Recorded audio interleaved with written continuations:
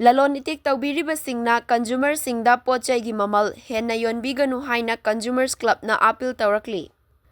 Manipurda chahi chupa tauriba lan marak asida miyamgidamak khanduna amang atong thidana mapandagi potchai kaya pusinbiraktuna miyamgi mateng pangbiriba Lalon Etik Touriba ichilinau singna potchai yonba matamda consumersingdagi Mamal Henna lauduna yonbidanaba Consumers Club Manipurna appeal taurakli. Club asigi cherol amana hai mamang chahidagi lamdam asida thorakliba lan asina maram oiraga miyoi kaya ama awachaina nangle lan asida yum kai mai thadokibadagi amadi lanthum mang takpada natana hatnanaba hotnarakpada thawai hingnanaba chelakhiba miyoi kaya ama relief camp-ta changjafam lauduna leiri. Kudong thiraba asigumba matam asida Lalon Etik Toubiribasingna Pot-Cheigi Mamal Henna yoliba asi laibak thibani hairi. Consumers Club Manipurna Lalon Etik Toubiribasingga faminaduna tha ahumdagi tadana Pot-Cheigi stock tawduna thambiyu haiba laikhre. Hojiksu madu pambai ama natraga pambai ama tawduna hainakiba wafamsing thabakta onthokduna Pot-Cheigi stock thambiyu.